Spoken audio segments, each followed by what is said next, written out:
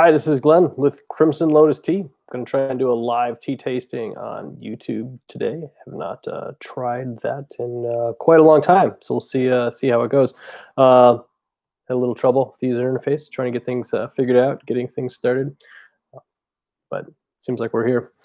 Video's cutting me off about right there, but we'll figure that out some other time. We are drinking Believe 2020 Believe. This one right here. See that? Yeah. So actually, just leave that right there. It's good enough. I have had quite a few very lovely sessions with this tea already, and I think we did one live session with it on Instagram. Pretty good stuff. Actually, it's really good stuff. Might be vying for the title, my own personal title of tea that I enjoy the most this year. That often falls to Beneath an Emerald Sea, but Believe this year is doing really nicely. Let's see. All right, got my water set. Yeah, Believe is a special blend, and we've really enjoyed how well it turned out. A little bit of a surprise. I kind of was thinking the blend would turn one way after it finally got done. Oh, let's see. Somebody says, I think YouTube's down. Trouble watching all videos. It would make sense that the it would make sense that as soon as I start doing some live YouTube stuff, that YouTube goes down. But if you're here and you're connected and you're watching, well, thank you. And if not, maybe you can watch again later. I'm gonna try and see how I can watch read the comments and go with it. Chris says, yeah, he's about to start a session. Been a long 2 days without tea. Sockbird says, everything is in error right now. Oh, that's... Well, you know what? We're gonna do it anyways, and maybe it'll record it and put it up later. It'll be a little bit of a learning curve for everybody. YouTube officially having issues. It's all my fault.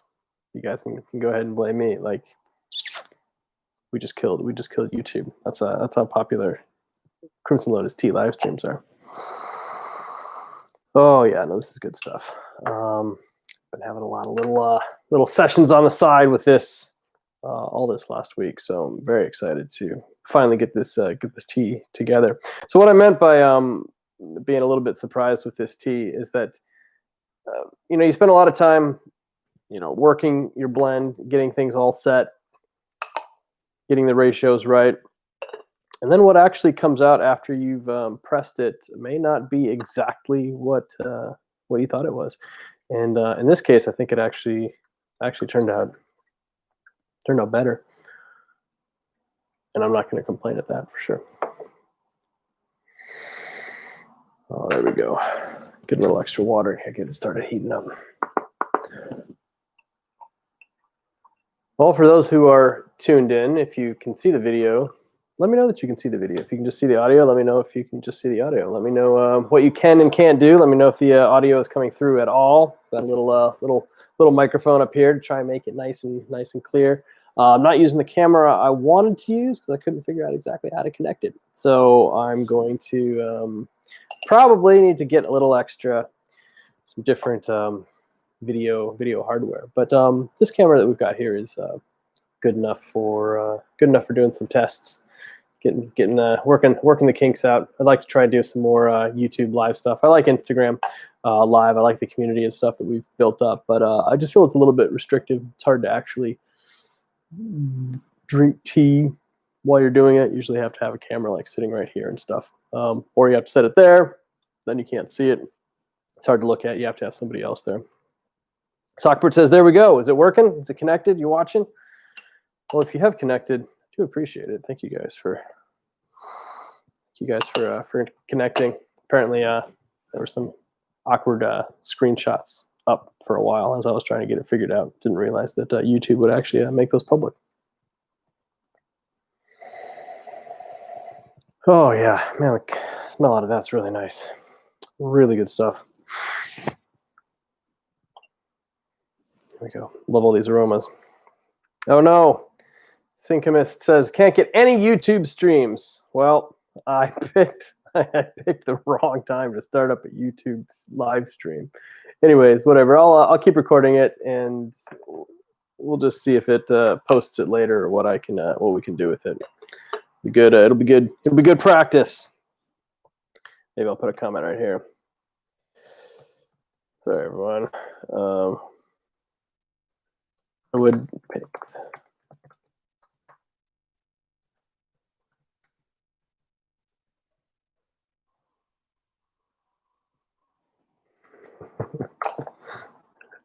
What are you gonna do, right? Shit, I forgot to put some music on.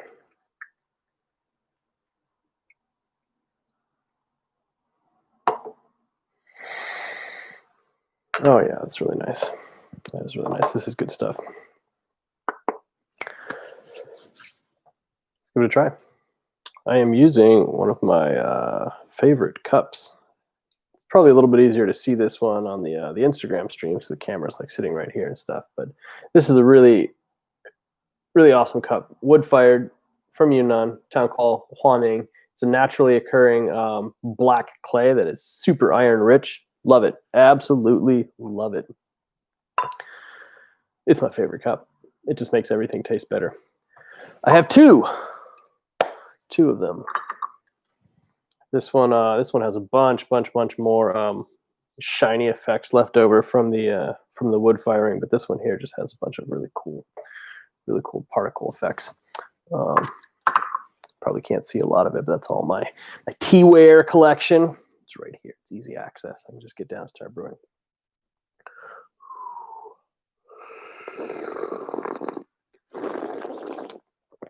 Well, it looks like some people are tuning in. Maybe you can see it. Maybe you can hear me.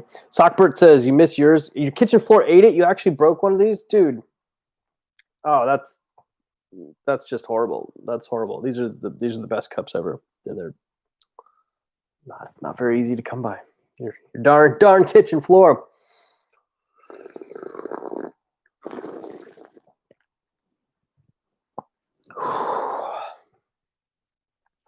No, this tea's good. It's good, straight off.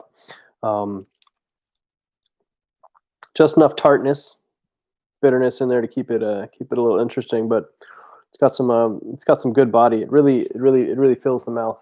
It's very fresh right now. Very fresh and floral. You can already taste it in the back of your throat. It's good stuff. Like I said, I've had a bunch of sessions with it, mostly with the gongfu to go, which is a lot of how I end up brewing tea lately. If I'm working remotely or in the car, brew a lot of gongfu to go.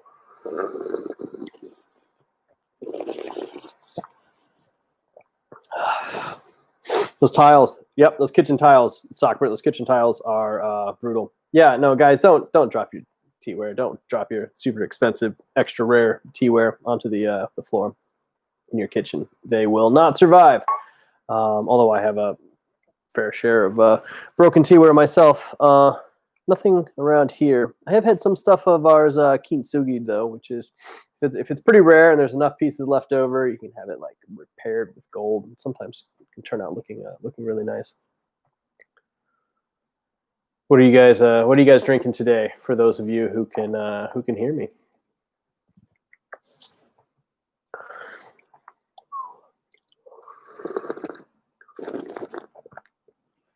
If you're just tuning in, thanks for checking out the live stream. Thought I'd give something a try on YouTube. I kind of like the YouTube live streaming format a little bit better than Instagram.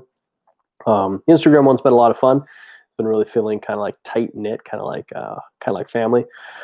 I've got to get my camera set up, tweaked just a little bit, but the light in here actually seems to work pretty decent. I haven't had to augment the lights with anything fancy yet, so that's a definite bonus.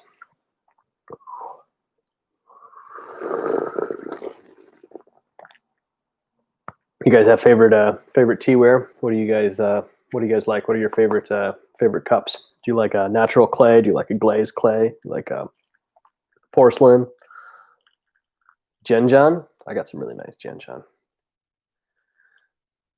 Genjun's really cool stuff.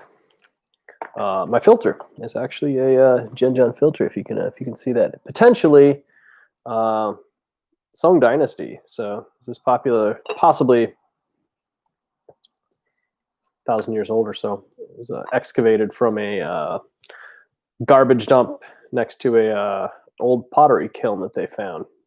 Broken bowl, wouldn't have survived during the firing process. They just tossed it in the garbage.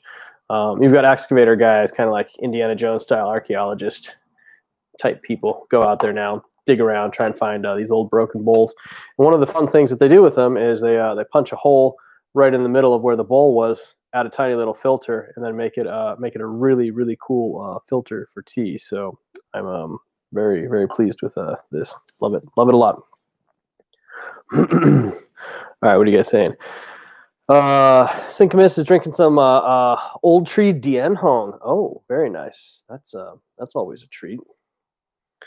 2003, John Fenster has a 2013 Sheng Puerh that's coming out nice and amber. Yeah, is it just late steeps, or is that because it's just kind of an amber colored show? It's funny in Yunnan, they don't drink Sheng Puerh the way I like to drink Sheng Puerh. We'll go and have a Sheng Puerh session at a tea tasting house in Yunnan and the tea markets there, and they don't. They brew it. They brew it really light. They're always talking about how, like, see, it's got to look like wine. It's got to look like red wine or something. And man, like that's not how I want to drink Sheng Puerh personally. So I ask them if I can brew, sit behind there, and then I start brewing it my way, like nice and thick and dark and chunky. And they're like, "Oh my gosh, you're ruining the pu'er." And I'm like, "Dude, this is the way I want it. If it can't survive like that, then I don't consider it a good pu'er." I don't know, Sockbert. Live chat's not updating for you. I don't know. I blame the internet. Oh yeah, no, this is good. This still has that vibrant potency of young Sheng. Still got some of that grassy, slightly herbal essence.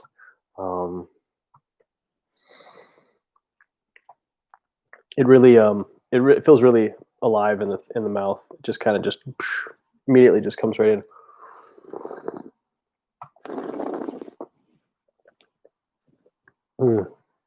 For those of you who can hear the audio, is the audio okay? Audio levels are fine. Not that I can actually go and change it right now. Maybe I can.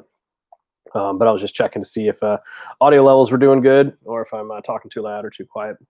I think I got my microphone set up correctly, but not 100%. Not 100% sure.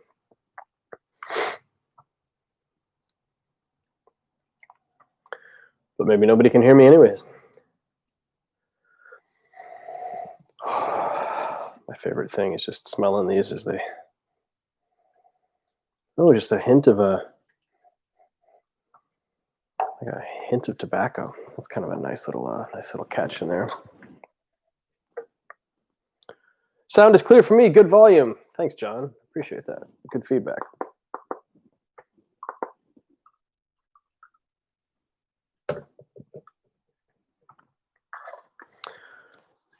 Coming in a tad hot. All right, so it's good for one and not for the other. Maybe I'm just a loud talker. Brandon, I'm live. Yeah, bro, good to see you. Good to see you too. I am just giving this YouTube live thing a try. It's been a while since I've been in front of the camera. I've been behind it so much. Got my little phone set up here, doing my Instagram live thing. Stresses me out just a tad being in front of the camera, but whatever. That's what the T's for. T will calm me down. It's all good.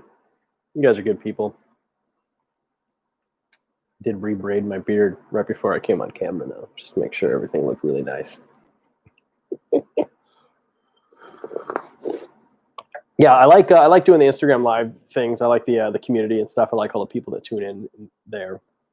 But I will admit that it's not as easy to find old Instagram live sessions, although we do save it and stuff. But you have to have the app So I'm kind of hoping this stuff works out. The YouTube live stuff works out, that I can get it set up, and then maybe we can have some fun live sessions. Although I'm gonna have to change my setup here. Generally, I mean, I'd like to bring in Llama if she's got time. We do it like a live session together and stuff. But the way this table thing is set up, there's really only room for like one person to actually sit down. Everybody else has to sit there and like they drink. So this isn't designed really for video stuff. Also super low, but maybe we'll come up with something different. We can probably come up with something creative. Yeah, John, you're talking about, yeah, you're a couple steeps in, still dark, but amber. That's nice. It's nice when you can get like a really nice, super clean, clear color out of a Sheng Puerh. It's kind of an indicator that the processing was really good. You know, as much as I like a nice, dark, thick, chunky Sheng Puerh, some of them, man, there's just too much, just even like two washes, you can't get all that extra just stuff out of there. It's like it just doesn't feel clean. So it's nice when you can have a Sheng Puerh where you like just pour it like no filter. It's just like super clean and clear. It's an indicator that it was some pretty good processing. James Wood, please do more YouTube. I miss your content. Yes, I know. We're trying to do more YouTube. This year's just been a little bit awkward. You know, with the COVID and all the staying at home stuff. That also means it's really tricky to get babysitters for kids. We don't actually have like a school to send the kids to anymore. Don't really want to like send them to some babysitter's house. Don't want to send them to grandma's house. Don't want grandma to get the COVID. You know, so it's just it's been tricky. So the kids are always here. Right now it's nap time, and honestly, Gary might wake up any minute now. And so if you hear somebody screaming in the back room, you hear stomping coming out.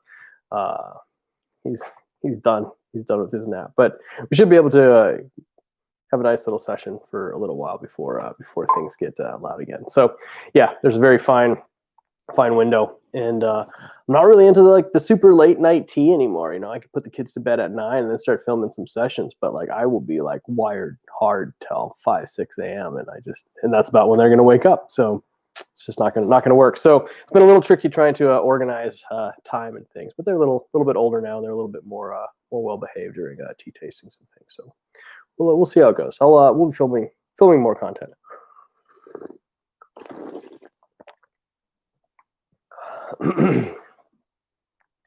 Sockbird says, thank you, chat, for updating finally. I agree, more traditional videos are needed. They're good for solo drinkers like me. Yeah, I'm also going to try and do some you know, like actually like record, edit, upload videos, specifically like tea tasting videos on each of our different teas and things like that, so people can you know, like have that, and I can post it to the product pages.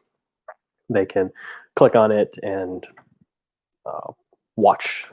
get a video tasting review of the tea before they try it. And then like click purchase, and 3 months later, if they're lucky, it actually shows up.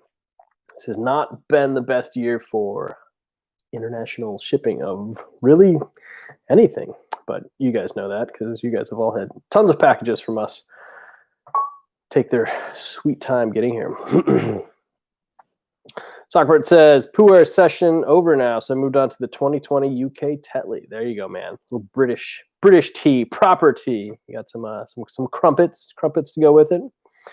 James Wood says, I love all your new label artwork. Great stuff. Thanks so much, man. I'm super happy. Where did I put that other one? I had a cake of Beneath an Emerald Sea around here somewhere. I don't have it. So excited for it. Really excited for so let's see, all of our new label stuff. We've got Believe, Moon Princess with artwork from Jake, Honey Bomb, little graphic design by myself. We've got Beneath an Emerald Sea, and which has artwork from Twig and Snip on Instagram. Pretty cool stuff. Really like that.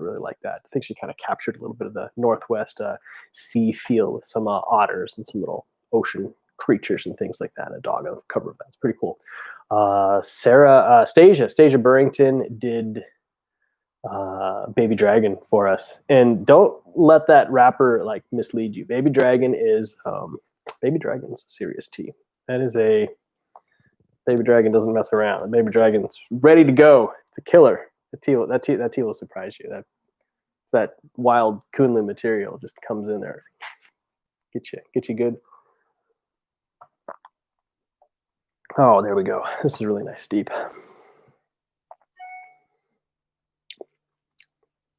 Kind of has a little bit of that IPA style perkiness you get in the mouth. Like it's not too much, but it's just enough to kind of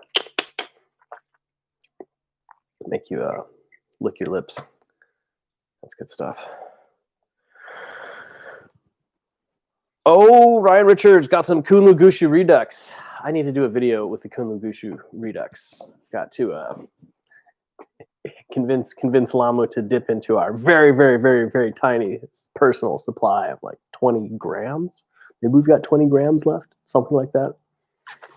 We could do, I could get a really tiny teapot. We could turn that into 4 like micro sessions and stuff. I'm so used to just like, bam, like throwing in like 10 grams into a gaiwan. But with that tea, you might want to pace yourself a little bit. If you guys don't know, I'm sure all of you guys knew, but I'll mention it for anybody who's tuning in who doesn't know. Kunlun Gushu Redux is our re-release of the Kunlun Gushu material that we released a couple months ago. We went ahead and convinced the farmer to hold a couple kilos, hold all the rest of it out for us on the chance that we could sell it on a first come, first serve basis per gram. It's easily the most expensive tea that we've sold, and it is just so worth it. It is so worth it. It is such a stupendous tea. It's even from the first sip. There is that Instagram video. I got to figure out if I can actually download that Instagram video specifically and upload that one, because it would be really nice to upload that one video. I'll have to see what I can do. I've looked at some software for automatically uploading Instagram videos to YouTube, but they were like, hey, like the first 5 minutes of your video is free, and then the rest of it costs this much. And it just kind of feels like holding my dad at ransom or something. Like, dude, it's my video, but whatever. It would be nicer if the different platforms worked together a little bit more and they weren't so like separated. Actually annoys me that Instagram is now like private community. You can't even like have publicly posted content anymore. It's just all private. Like you can't even literally look at anything without an Instagram account. That's just not very inclusive, guys. You gotta get together, be open, be free. But I'm starting to see other places do that too. Like Reddit will do that. Reddit will only let you do like so much now, and then it requires like a Reddit account. There's only so much you can see and do if you're not logged in. It's pretty annoying. Let's see what we got here. Sockbird says, I've got a 30 ml pot I bought for expensive teas I can't really afford, and the teapot blows. Oh, that's actually like, yeah, I bought this like really nice tiny teapot for super expensive teas, but then it just sucks. That's too bad. You gotta hit up Mark Moeller. Mark Moeller makes some pretty nice small stuff. You should be able to get something. 30 ml is pretty tiny though. If I was doing single session stuff, I think I'd want at least like 50 ml. But that's I don't know. That may be pushing it a little bit. Maybe you want super micro tiny sessions. James Wood says, Glenn, it seems you prefer, I'm going to guess you said gaiwan instead of Taiwan over a teapot. Why is that? Gaiwan. Yeah. So it's not so much that I prefer it. It's just that is what I primarily end up using for practical reasons. I like teapots a lot. I like the clay. I like what the clay does. I like what the different types of clays do to the tea, but most of the time we're specifically analyzing teas for purchase or review, and I feel I can't really have the vessel specifically altering the flavor or the aroma or the body in ways that may distract from how I'm trying to analyze the teas. I really want to have as neutral of any external forces as possible. So I just end up using gaiwans just much more often than I use teapots. Lately for the videos though, I've been trying to use some like different teapots and stuff that we have. because I really like using them. And for the video, the live sessions and stuff, I'm not specifically as focused on, like I need to have this tea be, like a pure experience of the tea because I'm trying to figure out if we want to purchase it, or I'm trying to figure out, like if it's going to work in a blend, or I'm doing a review of it because I need to get good tasting notes up on the site.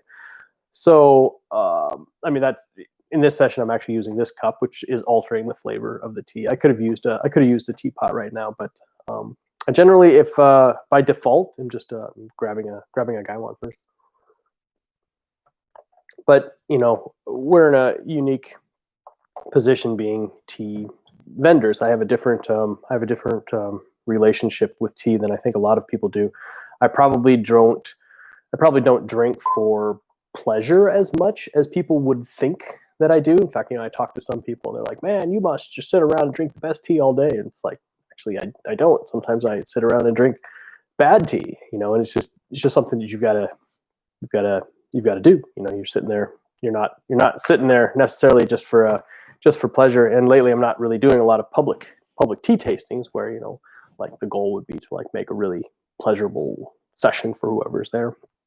I'm drinking teas for ourselves, analyzing them, testing blends, writing reviews, tasting notes, testing stuff from our collection, seeing how it's aged, that kind of stuff. So long answer short. I actually really do like teapots, but find myself practically using gaiwans more often. John says, the smallest teapot is you, 70 ml Gen Shui. Probably one of these little guys, one of these little cuties,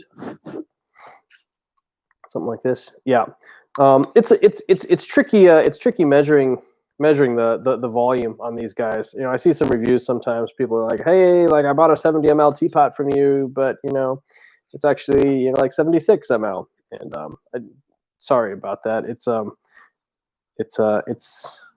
we measure things as accurately as we can.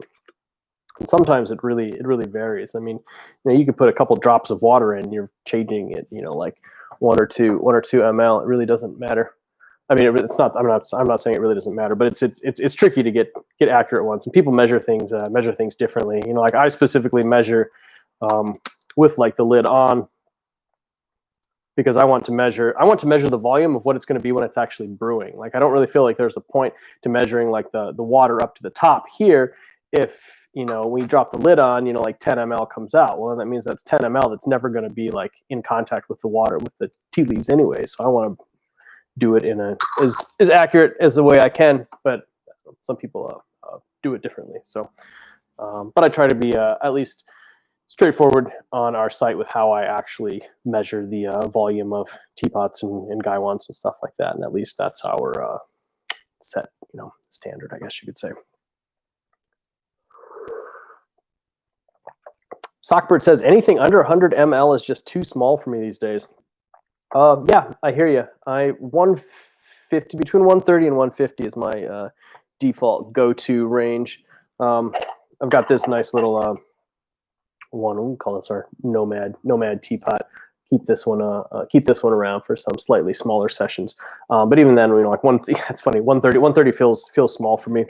But I totally understand if people are brewing tea like by themselves, for themselves, and stuff like that. You don't really need to brew that much. It's kind of hard. But this one's 150, so I got like 10 grams of like leaf in there. So I'm actually drinking a fairly decent amount of tea in there. The sensation in my mouth right now is interesting. There's just a slight amount of drying from the astringency, but at the same time, it's still got a lot of mouth watering qualities as well. So there's like this nice little balance going on in there. It's kind of nice. So yeah, anybody who's buying teas that you hope to get there for Christmas, I don't think they're going to get there now. Now would be like the time, maybe, if you're absolutely lucky. We're seeing a lot more delays coming out of China Post, a lot more delays from USPS. Just delays all over the place. John says, I usually go for right around 100 ml, depends on how long the tea will go. Yeah, no, 100 ml, if you're brewing tea by yourself, 100 ml is absolutely great. That's a really great spot. Really great pretty. I think that can actually work pretty good. What is that, like 6-ish ml? I'm really bad at math. I should be better at it, but a little over 6.5 ml, something like that. 6.5 grams, 6.5 grams of leaf in a 1-to-15 ratio. Yeah, that makes about sense. Yeah, a little over 6.5. Save your leaf material. If you're just brewing by yourself, there's no real need to like pack your gaiwan with 10 grams and a big monster gaiwan. Speaking of, most of the teapots that we got originally in the first time, like even this one here is probably like 220 ml. I almost never use this. It's just it's just too much. It's too big. A lot of the potters and stuff we were working with in Yunnan, like that's it. Like they would refuse to like make smaller teapots. I'm like, man, I'm going to buy them from you. You could make them. I'm not going to say it's entirely us, but there were a handful of vendors and things around that same time, 6 or 7 years ago, that were working with potters in Yunnan and other places to make smaller teapots for the Western market, primarily because most people drink by themselves.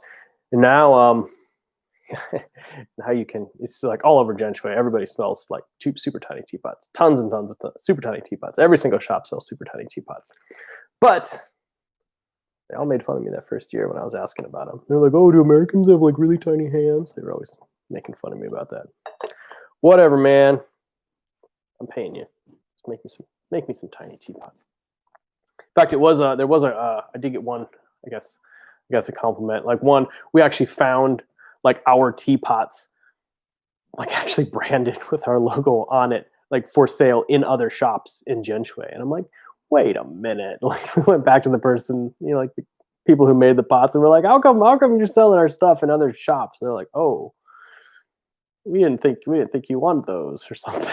I'm like, I just thought that was pretty funny. So now we have to be really careful. It's just like, all right, like literally everything that has our stamp on it, like that's us, goes to us. You don't get to sell that to other people. So, but it was a little bit of a compliment seeing Crimson Lotus tea branded stuff for sale on other stuff.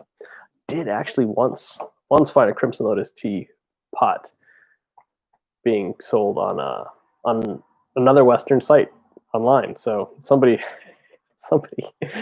found them in Zhengshui and put them on their website and was selling them. I was highly amused by that. I thought that was pretty funny. James Wood, any chance you will have new teaware on the site this year? I potentially have some Genjan that I'm going to get onto the site. Genjan cups, but it's been a lot of work sitting down and having the time. I've got about 100 different individual unique cups that I need to take pictures of and edit and post and organize, and it's taken me a little bit longer than I had anticipated. There's also this weird idea that like right now, I mean, these aren't cheap cups, Somebody's spending $70, $100, $200, $300 for a cup. I don't want that cup to just disappear in the post. It stresses me out, and we don't currently have a way of offering insurance. It's something we're trying to consider working on, but we haven't really been able to do that yet. So I don't know that I really want to put them on the site because I don't want people to actually like lose them when they end up getting shipped, because we've lost a noticeable amount of packages this year. We don't have any new teapots, primarily because I am really picky about the quality of the teapots that we have made, and it is almost impossible to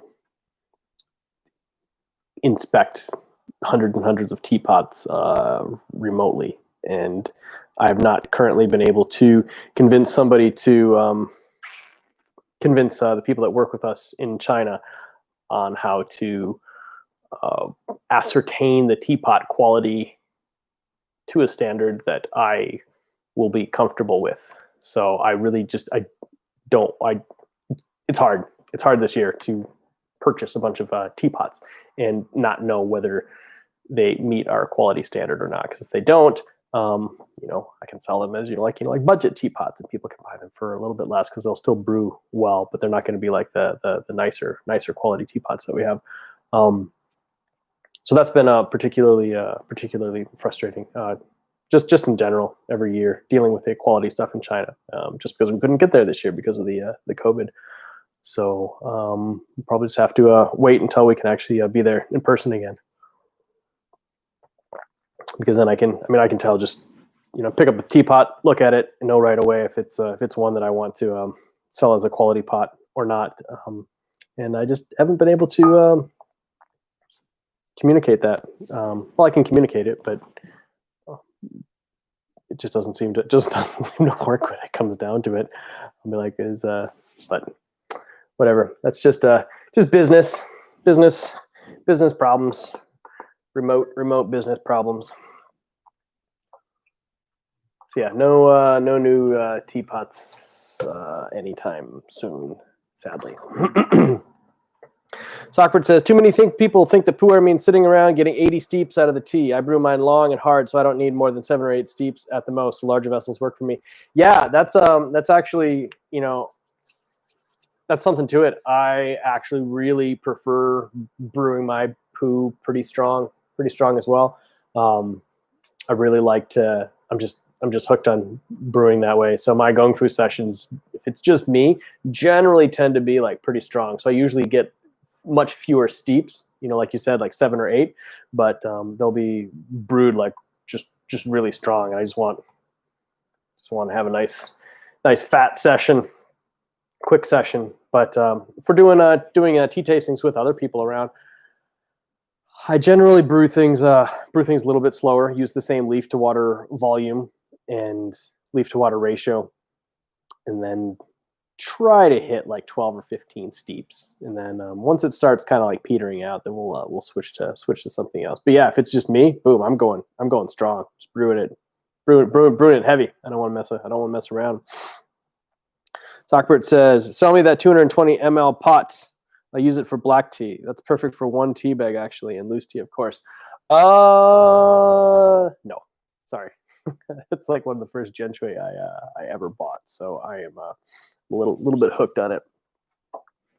And it has a cute little tea monk, little tea sage on there. So this is one of my Sheng pots that I use when customers come over. If I need to brew like a session for like 6 or 7 people, I'll pull out this pot, pack it full, have a nice big session. So sorry, not sorry. Doesn't hurt to ask.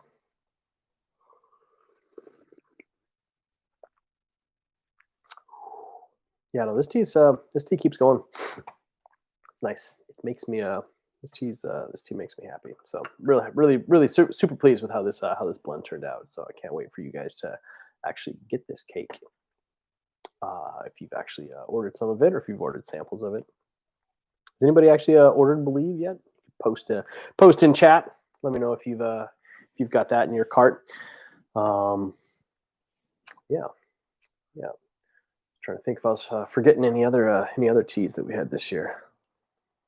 We've got more Holy Flame on the site. Oh yeah, the Sheng Puerh, the Way. This is the Way.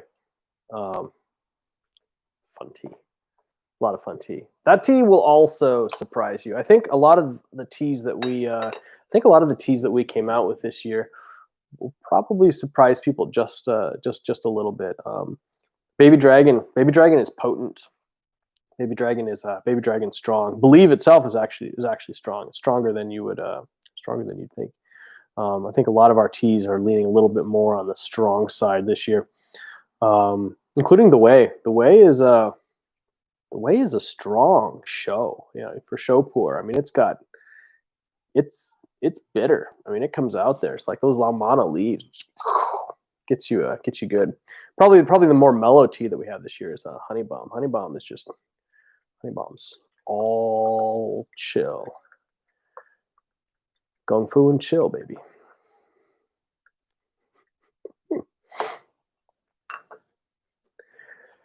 James Wood, can you tell us more about the tea that you are drinking? Not really. It's a custom blend, all early spring material. Really good stuff. Yeah, I try to when we can, when we feel like we want to, I release more of the details of the blends. But for this one here, I'm going to keep it play my cards close to my chest. Same with Emerald Sea. Baby Dragon though is Kunlu, awesome Kunlu blend, old tree, slumbering dragon material mixed in with some of the other material in the area, some of the smaller arbor trees. Really good blend. Yeah. Baby Dragon's a really good blend, but it's potent. So yeah, so I can't really explain much about this tea. Sheng Puerh, 2020 spring, first spring picking stuff. Really nice blend. Very tasty. Works really well. It'll probably age nicely. It's got good body. It's got good bitterness and astringency. Tell you what, you guys, like one of the teas that's probably aged the best so far from our collection of stuff that we have made and blended and pressed ourselves is the 2016 Beneath an Emerald Sea. If you have not had that in a while, I have cakes of it available from Seattle.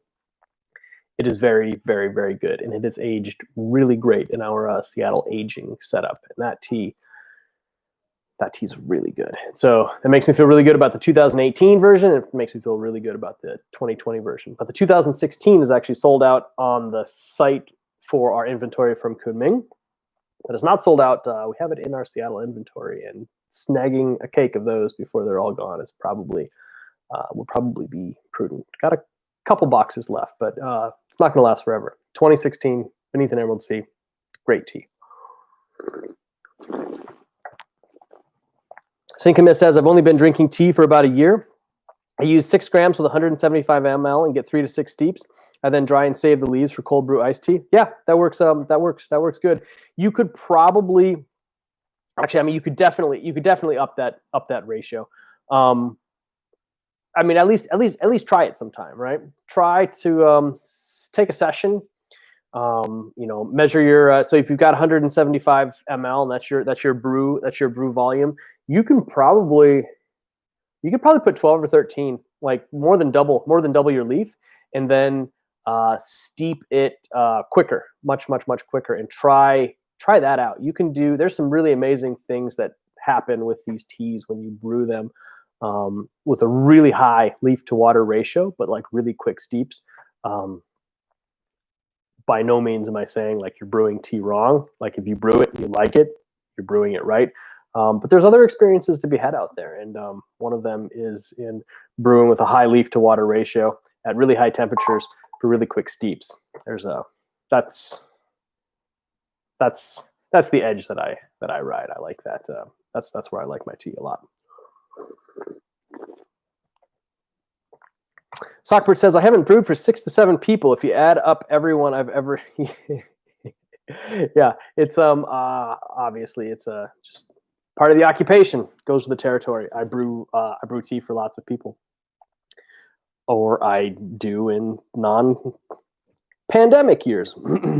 But I really like it when I can. We like to host a lot of tea tastings at our house. We were in the process of making like a really nice tea tasting room downstairs. Kind of put that on hold because we don't really need to host a lot of sessions for people. But smaller, intimate sessions, we can usually get like 3 people, 3 or 4. You can get 4 people here as well. And but yeah, at tea tastings, like the tea festivals and stuff, that's a lot of fun. A lot of fun going, sitting at a tea festival and just brewing all day long for thousands of people. That's highly entertaining. It's a blur. I completely come in on Saturday morning, come out on Sunday night, and I just completely forget everything. But it's certainly a lot of fun. We bring this table, we do the tea tastings around it.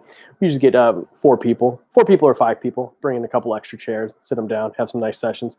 Sockbird says 2016 Emerald Sea one's the first Sheng I ever had. Nice, man. I appreciate you letting me know that. That's it's cool when like our teas are especially our pu-erh teas are the first sessions, first experiences that people have had. Because my first experience with pu-erh tea is very memorable, and you know, it's a memory that I'll always have, and it's kind of nice to know that, you know, we were able to provide similar experiences for other people on their tea journey. Makes me feel a little proud. Yeah, 2016, Beneath an Emerald Sea. One of the first blends I was like really excited about. Hidden Song, we had blended it the year before. Hidden Song turned out really nice. I really liked Hidden Song, but Beneath an Emerald Sea is when I was like, dude, this is gonna be a good blend. It's really nice to be able to see it, you know, just 4 years later, kind of like actually developing into something that's I think much better than it was when we first blended it. James Wood, would love to see another tea tasting with you and TDP. TDB. If you guys don't know who TDB is, it's a T and then DB as in database, TDB. They're on YouTube. I think they've got like a website, tdb.org maybe. Two guys from Seattle, James and Denny. They do incredible tea videos, tea reviews. They are very, very knowledgeable about tea and pu-erh tea, and it's really great to see the blogs that they write. Do super in depth on industry and different you know, like pricing things and storage stuff. Very, very valuable resource to have online, guys from TDB. We've done a handful of videos with them. It's just tricky. It's tricky this year. You know, I've been wanting to do more cooperative video stuff with them and with